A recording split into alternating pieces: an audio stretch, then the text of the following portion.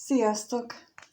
Most egy ikerlángos lelkitársas kirakást hozok, méghozzá abban a formában, hogy múlt, jelen, jövő, gondolat és érzelem és körülmények, külső körülmények. Úgyhogy elkezdem kirakni az ikerlángok számára először is. Nekik nézzük meg, aztán utána majd külön a lelkitársakat. Ez a múltra vonatkozó oszlop, ez a jelenre vonatkozó oszlop, és a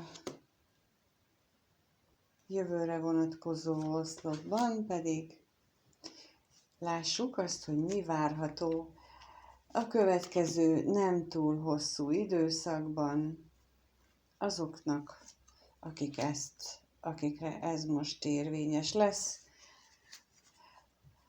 Jó, hát a múltban, a közelmúltban legalábbis a gondolati szinten elég nagy magányosságot éltetek meg, és itt most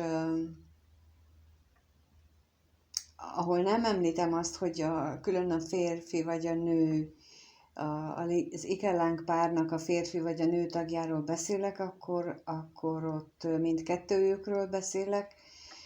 Ha elmondom, hogy most a nőről vagy a férfiról, akkor rájuk vonatkozik. Tehát, hogy itt én most azt gondolom, hogy a múltban, a gondolataitokban mind a ketten nagyon magányosak voltatok. A férfi gondolta inkább azt, hogy nincs kiút, be van zárva oda, ahol ő van a gondolatában, és nem csak a gondolatában, hanem fizikailag is, de a gondolatában gondolta azt, hogy ő be van zárva egy helyzetbe, ahonnan nincs menekvés.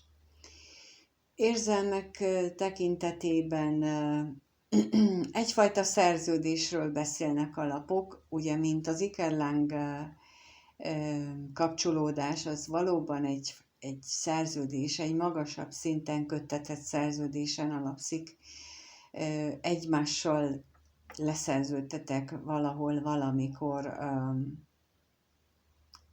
a térben és időben, hogy ti támogatjátok és segítitek egymást, és ez a múltban, ebben a síkban, ebben az időben, ebben a dimenzióban realizálódott is.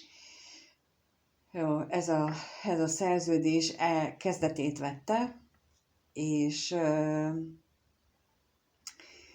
mint ahogy az egy ikerláng kapcsolódásnál azért nagyon gyakori, és mint próbatétel a leggyakoribb módja az, hogy ez egy 3-as kapcsolódás lehetett, vagy lehet még mind a mai napig, ahol az egyikőtöknek, vagy mindkettőtöknek a környezetében félelmek, féltékenység volt jelen.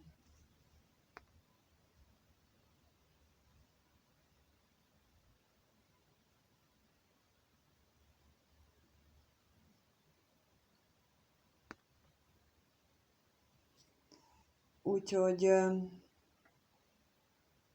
ez volt a múltban. A jelenben pedig úgy tűnik nekem, hogy legalábbis gondolati síkon elindult valami. Elindult valami változás. A ikerláng pár női tagjánál mindenképpen látható egy elindulás. Nem túl vidám indulás lehet ez, de lehetséges, hogy ő úgy döntött, hogy akkor felveszi a kesztyűt és nekiáll az utazásnak, ami hát elég sok belső vívódást okoz mindkettőtöknek. Az egyik azt érzi, hogy őt elhagyják, a másik azt érzi, hogy őt bántják, és ezért nem tudnak együtt lenni. Ugye itt az érzéseknél megjelenik a jelenben a vita. Lehet, hogy ez most realizálódik köztetek, hogy veszekedtek, vitáztok azzal kapcsolatosan, hogy ebből elég volt, nem csináljuk tovább, és mint ahogy a körülmények mutatják, elég szegényes jelenleg a kapcsolat, nincsen benne semmi, ezért lehetnek viták, hogy ez így már nem számít, ez már így nem ér semmit, ez így fölösleges folytatni, tehát hogy itt nagyon azt mutatják a lapok, hogy itt valamelyikőtök, vagy mindkettőtökben már megérett az elhatározást arra, hogy lépjünk tovább. Igen ám, de hova is, merre, és akkor ezt mutatják meg a jövőre vonatkozó lapok. Hát minden esetre nem egy örömteli állapotként élitek meg a jövőt, az biztos. Mind a ketten szomorúak lesztek a jelenlegi, vagy az akkori helyzet miatt. Sokat fogtok visszagondolni arra, hogy milyen jó is volt együtt, nagyon pozitív érzéseket tudtok magatokban felszínre hozni a múltban megélt helyzetekkel kapcsolatosan, és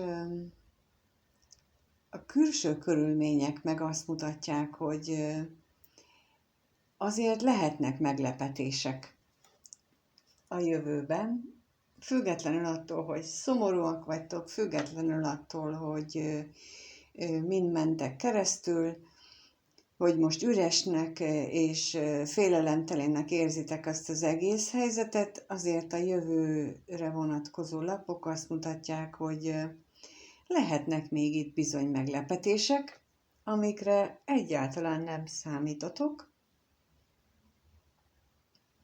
Megkérdezem, hogy mi ez, jó? Hát, ha meg tudunk belőle valamit, tehát mi ez a váratlan öröm itt a jövőben? Ho-ho!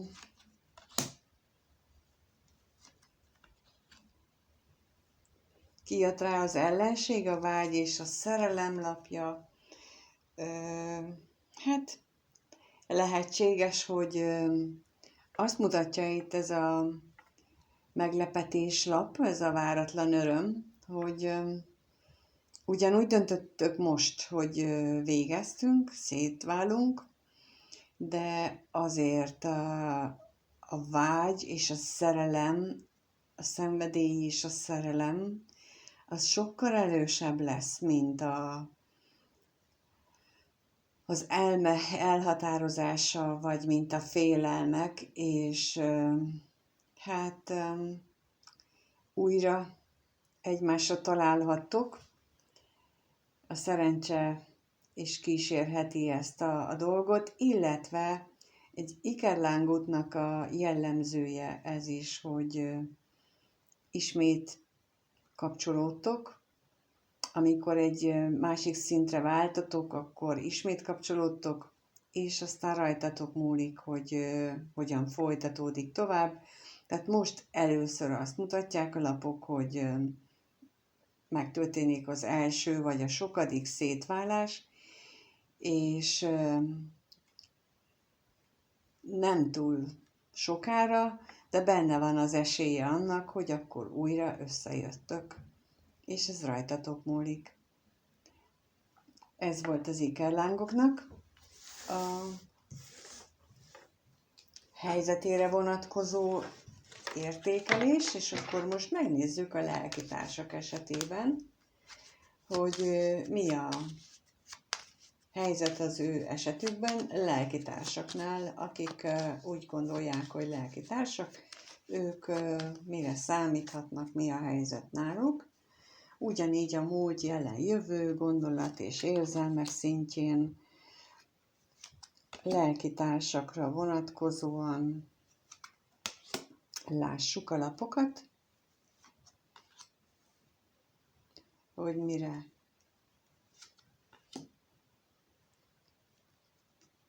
történik a lelkitársaknál.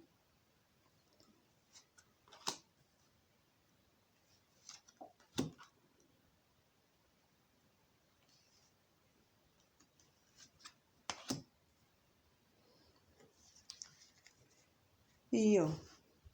A lelkitársak esetén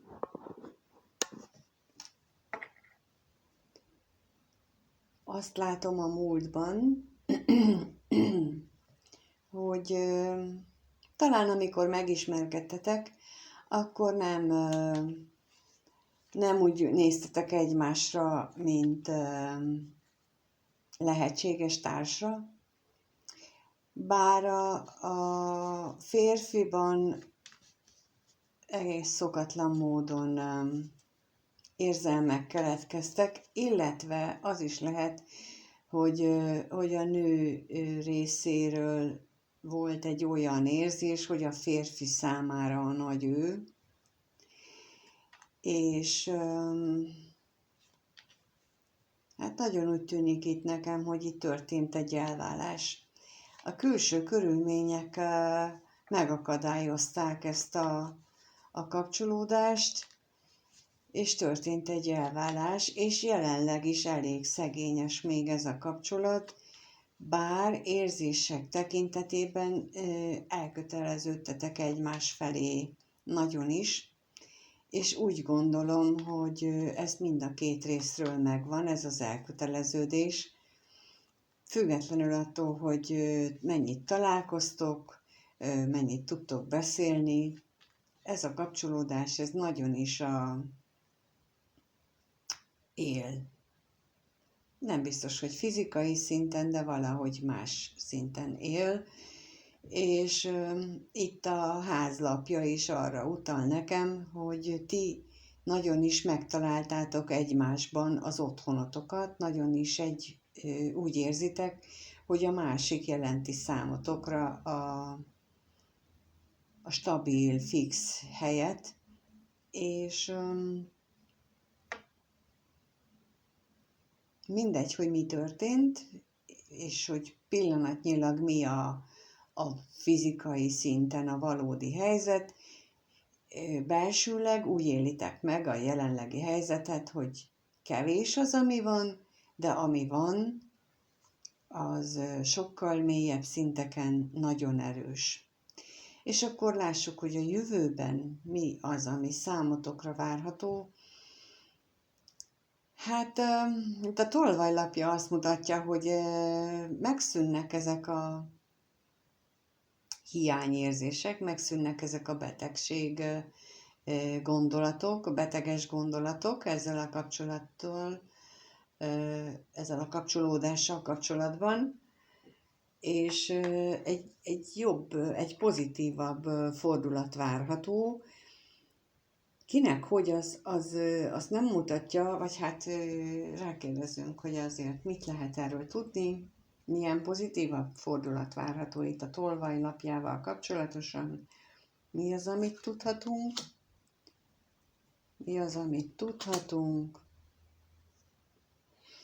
Azt tudhatjuk, ugye kijött rá az utazás és az ajándéklapja, hogy valami meglepetés készülődik, váratlanul, gyorsan fog érkezni, de egyes esetekben költözés, vagy valamilyen találkozás kapcsán olyan dolgok történnek, amelyikre abszolút nem voltatok felkészülve, úgyhogy mindenképpen azt mutatják, hogy ez egy pozitív változás következik be. Érzések szintjén azért hiába ez a nagyon mély kötődés egymáshoz, főleg a női részről nagyon magányosnak érzi magát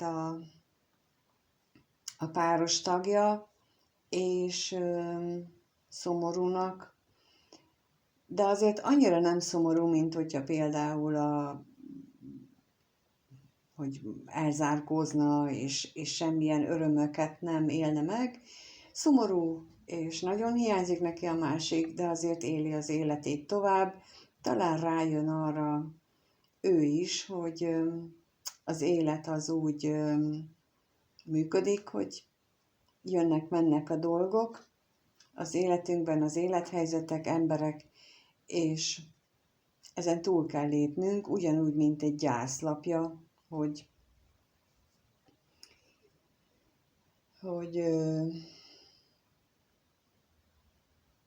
ezt meg kell tapasztalni. Mert hogy itt van a reménylapja alól, és azt mondja ez a reménylapja, hogy ami itt fönt is megjelent, hogy bízzatok abban, hogy egyszer csak nagyon váratlanul történik valami nagyon csodás dolog, amire igazán nem számítunk. Esetleg itt kapunk választ, megkérdezem, hogy mi ez a remény. Kapunk-e választ itt, hogy mi ez a remény?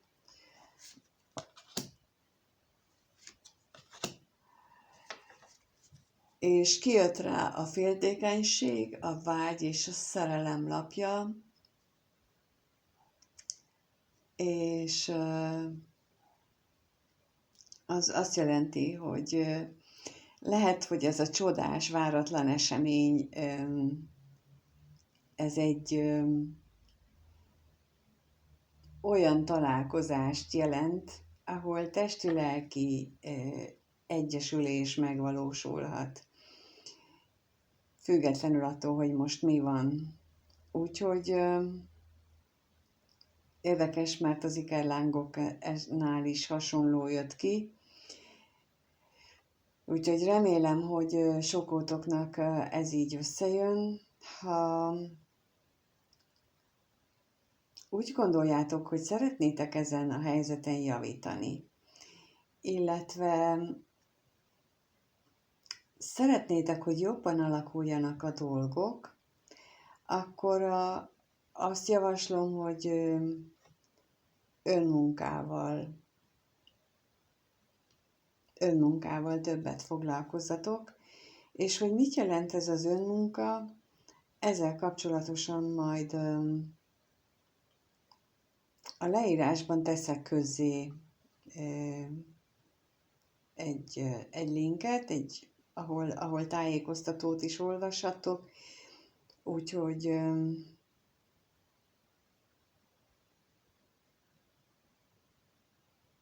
így tudok segíteni, mert hogy így most a vetések kapcsán elmondani, hogy hogyan és mint, az nagyon, nagyon hosszú lenne. Ezek csak ilyen támogató jellegűek a vetések, és az önmunkához pedig tényleg ez szó szerint azt jelenti, hogy magatoknak kell dolgozni, csak egy mankót tud az ember, a segítő adni, és ezt egyedül kell végigjárnatok. Minden esetre köszönöm, hogy itt vagytok, megnézitek, feliratkoztok, lájkoltok, megírjátok, hogy benneteket ez hogy érintett, mi az, amit megosztotok velünk, és kívánom, hogy mindenkinek a lehető legjobban alakuljanak a dolgok. Sziasztok!